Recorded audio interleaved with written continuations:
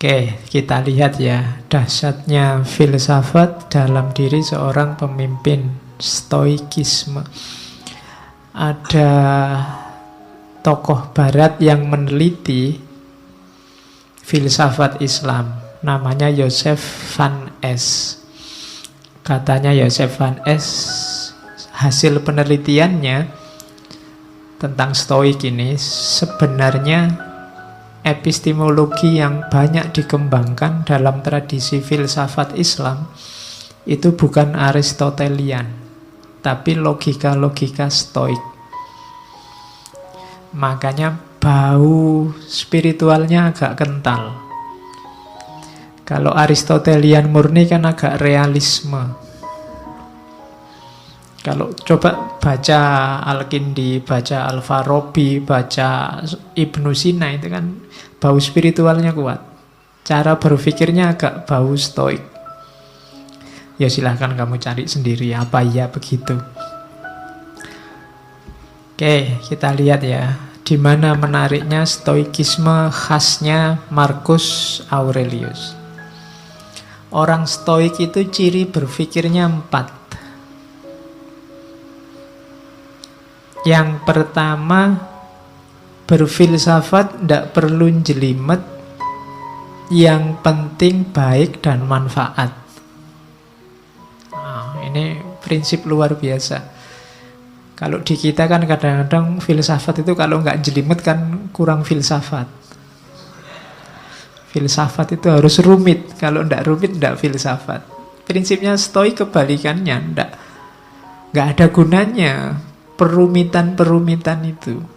Yang simpel saja, apa adanya, tapi baik dan manfaat. Di antara yang membuat banyak orang trauma sama filsafat itu kan buletnya itu. Semakin ada tokoh filosof ngomong kok jelimet, semakin kamu puji, wah filsafatnya jeru gue mesti. Ya kan, setiap kali kamu nggak paham kan kamu anggap itu wah dalam itu, kan gitu kamu. Padahal prinsipnya stoik kebalikannya, tidak begitu. Jadi gagasan-gagasan besar itu tidak terlalu penting. Yang penting itu gagasan yang baik dan manfaat. Itu rumus pertama itu. Makanya stoikisme itu mudah dipahami. Kenapa kalian tidak paham? Ya karena bahasa Inggris kebanyakan referensinya, terjemahan ke dalam bahasa Indonesia. Yang kedua, stoikisme ini rasanya agak cocok sama dunia timur karena yang ditekankan dimensi internalnya manusia, dimensi dalamnya, dimensi ruhaniahnya, termasuk konsepnya tentang kebahagiaan. Orang-orang stoik meyakini bahwa bahagia atau tidak bahagia itu tergantung dirimu yang ada di dalam, bukan tergantung yang di luar diri.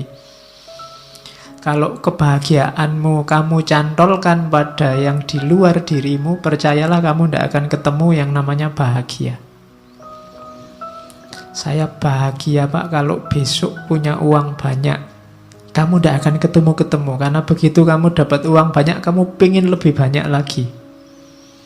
Kalau saya punya istri cantik Pak, mungkin kamu tidak ketemu bahagia karena yang lebih cantik dari istrimu besok pasti banyak. Ya mau kamu kawin, ya pas dikawini cantik, nanti lama-lama ya tua dan jelek. Yang lebih cantik pasti banyak. Kalau dasarmu hanya itu, kamu tidak akan ketemu-ketemu sama kebahagiaan. Kekayaan juga begitu. Maka katanya stoik, yang penting dimensi dalammu.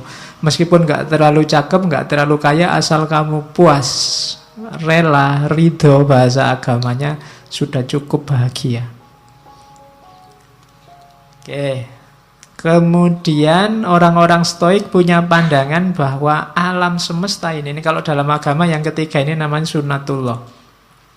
Ada logos universalnya. Jadi alam ini ada sistemnya dan ada tujuannya. Kenapa kok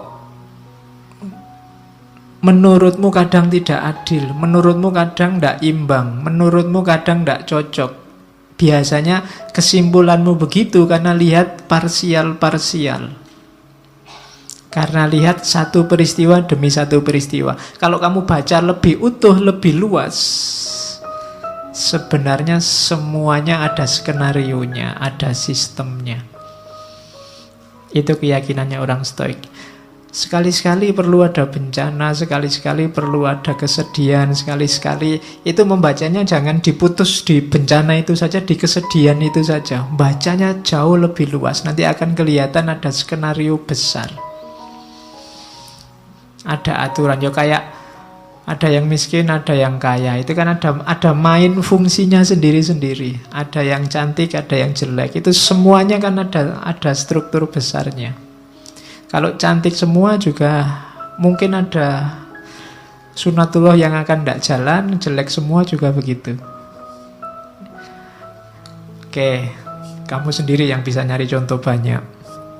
Terus yang terakhir berarti apa? Manusia itu tugasnya ya jalankan fungsimu sebagai manusia. Tidak usah terlalu banyak komplain, terlalu banyak protes, terlalu banyak rekayasa. Malah bulet sendiri kamu nanti. Malah bingung sendiri, kayak Diogenes kemarin loh. Kenapa hidup kita susah? Kita sendiri yang bikin rumit. Jadi jangan dibulet-bulet, kembali ke yang alami-alami, yang natural-natural. Nah, itu maunya orang-orang Stoik. Manusia itu kan yang bikin rumit kan dirinya sendiri. Sebenarnya rumusnya hidup itu kan simpel. Kalau lapar ya makan, kalau ngantuk ya tidur. Kalian ngaji kok sambil ngantuk? Kan bingung, Pak saya ngantuk sekali Pak. Ya tidur. Kan simpel. Kamu sendiri yang bikin rumit. Gitu loh. Oke. Kalau enggak punya ya nyari. Kalau yang dicari ada di orang lain ya minta nggak dikasih ya utang. Itu kan rumus simpel sebenarnya. Utang nggak boleh ya dirayu. Ya, nggak bisa ngerayu yang ngerampok. Oke, jadi ada rumus-rumus simpel yang kita bikin rumit sendiri. Dan itu kadang menyusahkan kita sendiri. Jadinya tidak balance hidup kita. Hidup ini ada sunnatullahnya, ada rumus-rumus pakemnya. Ini 4 cara berpikirnya orang Stoik.